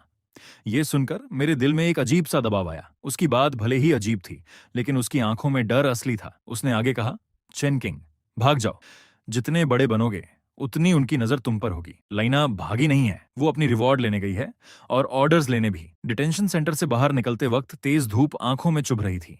संगवाई की बातें मेरे दिमाग में गूंज रही थीं। ये सिर्फ बिजनेस वॉर नहीं रहा था, ये सर्वाइवल का खेल बन चुका था। जयचंग की हवा में समुद्र की नमी थी जब मैं ऑरोरा कैपिटल की प्राइवेट मीटिंग के लिए उस होटल के टॉप फ्लोर पर पहुंचा। वहां सिर्फ कुछ ही लोग थे। जैसे ही मैं अंदर गया, सबकी नजरें मुझ पर टिक गईं। बीच में एक ब्लॉन्ड, ब्लू आइड आदमी बैठा था और उसने बेहद फ्लुएंट चाइनीज में कहा, मिस्टर चेन, आपका सेकंड जिन इंजन शानदार है, लेकिन इतनी एडवांस टेक्नोलॉजी किसी प्राइवेट कंपनी के हाथ में नहीं होनी चाहिए। मैंने बिना झिझक पूछा, तो फिर किसके हाथ में होनी चाहिए? उसने सीधा जवाब दिया, ऑरोरा कैपिटल, और मेरे सामने एक फाइल सरका दी। ये एक्विजिशन नहीं बल्कि टेक्नोलॉजी कस्टडी अग्रीमेंट था, जिसमें साफ लिखा था कि किंगलैंड को अपना कोर सोर्स कोड ऑरोरा की डेजिग्नेटेड क्लाउड में अपलोड करना होगा, और उसके बाद ग्लोबल प्रमोशन और सिक्योरिटी कंट्रोल सब उनके हाथ में होगा। मैंने अंदर ही अंदर सोचा, ये सीधा सीधा रॉबरी है। तभी साइड डोर खुला और अंदर आई लीना, एलिगेंट सूट में, आंखों में जीत की चमक। उसने कहा, चेन किंग, ज्यादा स्मार्ट बनने की कोशिश मत करो। ऑरोरा कैपिटल तुम्हें वो दे सकता है जो तियानशिंग कभी नहीं दे पाया। अगर साइन नहीं किया तो कल किंगलैंड ग्लोबली सैंक्शन हो जाएगा, नेशनल डेटा सिक्योरिटी के नाम पर। मैंने उसे देखा, लेकिन गुस्सा नहीं आया, बल्कि राहत मिली। अब असली दुश्मन सामने था। मैंने तुरंत मना नहीं किया, बस कहा कि सोचकर बताऊंगा, और टेरेस पर चला गया। हेई चेंग की रात चमक रही थी, लेकिन मुझे पता था इन लाइट्स के नीचे मेरे खिलाफ काउंटलेस अटैक ऑर्डर्स ऑलरेडी जारी हो चुके होंगे। मैंने फोन निकाला और डायरेक्टर चेन को कॉल किया। डायरेक्टर चेन, प्लान एडवांस करना पड़ेगा, ऑरोरा कैपिटल ने मूव कर दिया है। उसने गंभीर आवाज में पूछा, शाओचेन, क्या तुम पक्के हो? एक बार शुरू किया तो वापसी नहीं होगी, मैंने ठंडे स्वर में कहा। धीरे धीरे दम घुटने से बेहतर है कि पूरा बोर्ड ही पलट दें। कॉल खत्म करके मैंने फोन में कम्प्लेक्स कमांड चेन डालनी शुरू की। ये वही ट्रोजन था जो मैंने ऑरोरा के लिए तैयार किया था। वो सोर्स कोड चाहते थे, तो मैं उन्हें ऐसा परफेक्ट गिफ्ट देने वाला था जो बाहर से फ्लॉलेस दिखे, लेकिन अंदर से उनकी पूरी ग्लोबल कंप्यूटिंग नेटवर्क को क्रिपल कर दे। तभी लीना पीछे आकर खड़ी हो गई। उसके हील्स की आवाज टेरेस में गूंज रही थी। उसने पूछा, सोच लिया? ये तुम्हारा आखिरी मौका है। मैंने उसकी तरफ देखे बिना कहा, हाँ सोच लिया। अपने नए बॉस से कहना किंगलैंड की चीजें वो ले नहीं सकते, और अगर ले भी लें तो पचा नहीं पाएंगे। मैंने अग्रीमेंट को उसके सामने टुकड़ों में फाड़ा और हवा में उछाल दिया। उसके चेहरे का रंग तुरंत बदल गया, और मुझे पता था असली तूफान अगली सुबह आएगा। और वैसा ही हुआ। सुबह होने से पहले ही दुनिया भर के ऐप स्टोर्स ने एक साथ किंगलैंड के प्रोडक्ट्स हटा दिए। वजह बताई गई, डेटा सिक्योरिटी रिस्क। ऑफिस के फोन्स लगातार बज रहे थे। जो पार्टनर्स पहले हेजिटेंट थे, अब डर के मारे कॉन्ट्रैक्ट्स टर्मिनेट करने लगे। शाओवांग घबराकर बोला, चेन, ओवरसीज सर्वर्स डिस्कनेक्ट हो गए हैं। हमारा इंजन स्पाईवेयर बताया जा रहा है। पूरी दुनिया हमें बॉयकॉट कर रही है। मैंने शांत होकर कहा, पैनिक मत करो। जितना ऊंचा उछलेंगे उतनी जोर से गिरेंगे। शाओवांग, प्लान अमानिसेर एक्टिवेट करो। Open source audit report global tech alliance को भेजो। मैं कंसोल के सामने बैठा था। स्क्रीन पर हर जगह रेड अलर्ट्स ब्लिंक कर रहे थे। लीना मीडिया में सामने आकर मुझे एक्यूज कर रही थी कि मैंने टेक्नोलॉजी चुराई है। उसकी एक्टिंग इतनी कन्विंसिंग थी कि कई लोग उस पर यकीन कर रहे थे, लेकिन उसे ये नहीं पता था कि एब्सोल्यूट टेक्नोलॉजी के सामने झूठ बुलबुले की तरह फूट जाते हैं। मैंने आखिरी कमांड एग्जीक्यूट की। ऑरोरा कैपिटल के सिस्टम में जो मॉनिटरिंग पॉइंट मैंने छुपाकर डाला था, वो एक्टिवेट हो गया। वो मेरे कोड को डिसेक्ट करने में लगे होंगे, लेकिन उन्हें अंदाजा नहीं था कि मैं उन्हें अंदर से देख रहा हूं। मैंने आखिरी कमांड टाइप की और वो मॉनिटरिंग पॉइंट एक्टिवेट हो गया जो मैंने ऑरोरा कैपिटल के अंदर छुपाया था। वो मेरे सोर्स कोड के पीछे भाग रहे थे, लेकिन असल में वो उसी चीज को खोल रहे थे जो मैंने जानबूझकर उनके लिए छोड़ी थी। सुबह की पहली किरण ऑफिस की खिड़की से अंदर आई और मुझे समझ आ गया, अब काउंटर अटैक का समय आ चुका है। ये लड़ाई सिर्फ किंगलैंड के लिए नहीं थी, बल्कि ये साबित करने के लिए थी कि टेक्नोलॉजी किसी हेजेमोनिक कैपिटलिज्म का खिलौना नहीं बन सकती। उधर ऑरोरा कैपिटल के लैब में एलीट हैकर्स जश्न मना रहे थे। उन्हें लगा उन्होंने मेरा फायरवॉल तोड़ दिया है और सेकंड जेन इंजन का कोर एल्गोरिदम हासिल कर लिया है। लीना उनके पास खड़ी मुस्कुरा रही थी, जैसे मैं अब उसके सामने घुटनों पर गिरने वाला हूं। वो बोली, चेन किंग अभी भी नाइव है। इस कोड को ग्लोबल फाइनेंशियल पेमेंट सिस्टम में इंटीग्रेट करो। आज से हम कंप्यूटिंग पावर के रूल्स रीराइट करेंगे। जैसे ही उन्होंने मर्ज बटन दबाया, मेरे ऑफिस की स्क्रीन पर अचानक गोल्डन कैरेक्टर्स की तेज बारिश होने लगी। मैंने कॉफी उठाई और धीरे से कहा, काउंटडाउन 3, 2, 1, बूम। अगले ही पल ऑरोरा कैपिटल का पूरा ग्लोबल सिस्टम इन्फिनिट लूप में फंस गया। वो लॉजिकल बॉम्ब जो मैंने कोड में छुपाया था एक्टिवेट हो गया। वो डेटा डिस्ट्रॉय नहीं करता था, बल्कि मिरर की तरह काम करता था। ऑरोरा कैपिटल ने सालों से जो इलीगल प्रॉफिट्स कमाए थे, जो टेक्निकल लूपहोल्स का इस्तेमाल करके मार्केट मैनिपुलेट किया था, वो सारी एविडेंस रियल टाइम में दुनिया के सबसे बड़े मीडिया प्लेटफॉर्म्स पर ब्रॉडकास्ट होने लगी। मैंने शांत होकर कहा, अब इसे कोई नहीं रोक सकता। ये डिसेंट्रलाइज्ड कंप्यूटिंग पावर पर आधारित फोर्स्ड ब्रॉडकास्ट है। जब तक पूरी दुनिया का इंटरनेट बंद नहीं होता, सच फैलता रहेगा। पूरी दुनिया उस स्क्रीन को देखकर सन्न रह गई। जो लोग किंगलैंड को घेर रहे थे, वही अब ऑरोरा कैपिटल के खिलाफ ग्लोबल ट्रायल का हिस्सा बन गए। मल्टीनेशनल इन्वेस्टिगेशन टीम्स तुरंत एक्टिव हो गईं और उनके टॉप एग्जीक्यूटिव्स एक एक करके भागने लगे। लीना, जिसने मुझे 2 बार धोखा दिया था, वो एक भारी सूटकेस लेकर तूफानी बारिश में पोर्ट पर भाग रही थी। मैं पहले से वहां खड़ा उसका इंतजार कर रहा था, हाथ में काला अम्ब्रेला लिए। वो घबराकर बोली, चेन किंग, मुझे जाने दो। मुझे भी मजबूर किया गया था। इस सूटकेस में डॉलर्स हैं, सब तुम्हें दे दूंगी। मैंने उसे शांत नजरों से देखा और कहा, लीना, तुम अब भी नहीं समझी। कुछ चीजें पैसे से नहीं खरीदी जा सकती, जैसे कॉन्शियंस, जैसे वो सेल्फ रिस्पेक्ट जो तुमने खो दी। दूर से पुलिस सायरन्स करीब आ रही थीं। लीना की टांगें जवाब दे गईं और वो कीचड़ में बैठ गई। उसका सूटकेस पलट गया और नोट भीग कर फैल गए। एक अजीब और व्यंग्यात्मक दृश्य बन गया। उसकी आंखों में पहली बार सच्चा डर और पछतावा दिखा। वो बुदबुदाई, अगर उस दिन मैंने बोनस लिस्ट मैनिपुलेट ना की होती। मैंने धीरे से कहा, जिंदगी में अगर जैसा कुछ नहीं होता। जब तुमने 125 के लिए दूसरों की मेहनत कुचली, उसी दिन तुम्हारा अंत लिख दिया गया था। पुलिस उसे लेकर चली गई। मैंने अम्ब्रेला बंद किया और पीछे मुड़कर अपनी गाड़ी की तरफ बढ़ गया। अंदर डायरेक्टर चेन बैठा था। उसने मुझे थम्स अप दिया। महीनों की ये नाइटमेयर आखिर खत्म होने वाली थी। 1 महीने बाद किंगलैंड टेक्नोलॉजी ऑफिशियली किंगलैंड ग्रुप बन गई। जो सप्लायर्स पहले हमें ब्लॉक कर रहे थे, वो अब लाइन लगाकर माफी मांग रहे थे। टियनशिंग ग्रुप खुद अपना कोर बिजनेस छोड़कर कोऑपरेशन की भीख मांग रहा था, और वॉशिंग ग्रुप अब हमारा सबसे मजबूत एलाई बन चुका था। इंडस्ट्री एसोसिएशन ने अपने रूल्स बदल दिए थे। इंटेलेक्चुअल प्रॉपर्टी का रिस्पेक्ट और फेयर कॉम्पेंसेशन अब सबसे ऊपर लिखा गया था। मैं अपनी नई हेडक्वार्टर्स की टॉप फ्लोर पर खड़ा नीचे चीयरिंग करते हजारों एम्प्लॉइज को देख रहा था। लेकिन मेरे दिल में अजीब सी शांति थी। डायरेक्टर चेन मेरे पास खड़े होकर बोले, शाओचेन, तुमने सिर्फ एक बिजनेस वॉर नहीं जीती, तुमने पूरी इंडस्ट्री बदल दी। अब रूल्स तुम तय करते हो। मैंने हल्की मुस्कान के साथ जवाब दिया, मैं बस इतना चाहता हूं कि जो लोग मेहनत करते हैं जैसे मैंने तब की थी, उन्हें उनका सही ईयर एंड बोनस मिले। तभी शाओवांग दौड़ता हुआ आया और एक्साइटमेंट में रिपोर्ट मेरे हाथ में थमा दी। Boss Chen, bonus plan final हो गया है। कंपनी में सबसे कम बोनस भी 1500 से शुरू होगा। मैंने बिना देर किए कहा, बहुत बढ़िया, सबको बता दो। जब तक किंगलैन है, मेहनत करने वालों को कभी धोखा नहीं मिलेगा। धूप ऑफिस में फैल रही थी और मेरी नजर उस दीवार पर टंगी हुई 6 युएन की ट्रांसफर स्क्रीनशॉट पर गई। वही मेरी शुरुआत थी और हमेशा याद दिलाने वाला सच भी। कहानी के अंत में मैं फिर उसी जगह लौटा जहां सब शुरू हुआ था। वही होटल, वही प्राइवेट हॉल, यहां तक कि खाने के डिशेस भी लगभग वही थे। फर्क सिर्फ इतना था कि इस बार मेन सीट पर मैं बैठा था और मेरे चारों तरफ इंडस्ट्री के सबसे बड़े लोग बैठे थे। डिनर के दौरान सब खुलकर बातें कर रहे थे। अब कोई ऑकवर्ड साइलेंस नहीं था। डायरेक्टर चेन ने ग्लास उठाया, चेहरा शराब से लाल हो गया था और बोले, चेन किंग, अगले साल का कंप्यूटिंग सेंटर प्रोजेक्ट पूरी तरह तुम पर डिपेंड करता है। मैंने कॉन्फिडेंटली कहा, चिंता मत कीजिए, जब तक मैं हूं, आपके काम मेरे काम है। कुछ राउंड्स के बाद मैं बहाना बनाकर टेरेस पर चला गया। रात की ठंडी हवा और शहर की चमकती नियॉन लाइट्स मेरे सामने थीं। मैंने फोन निकाला और वो पुराना WCAT ग्रुप खोला, जो कभी मेरे लिए बैटलफील्ड था। अब उसमें लीना या संगवाई नहीं थे, बल्कि नए एनर्जेटिक लोग थे जो नए साल के टेक्निकल प्लान्स पर डिस्कस कर रहे थे। मैंने फोन बंद किया और गहरी सांस ली। एक वक्त था जब मैं 1800 युएन के बोनस पर चुप था और आज मैं उस इंडस्ट्री का पल्स कंट्रोल कर रहा था। मैं मुड़ा और बैंक्वेट हॉल की तरफ वापस चला। जैसे ही मैंने दरवाजा खोला, तेज रोशनी मेरे चेहरे पर पड़ी और अंदर से जोरदार तालियों की आवाज गूंज उठी। और बस ऐसे ही मेरी कहानी यहाँ खत्म होती है।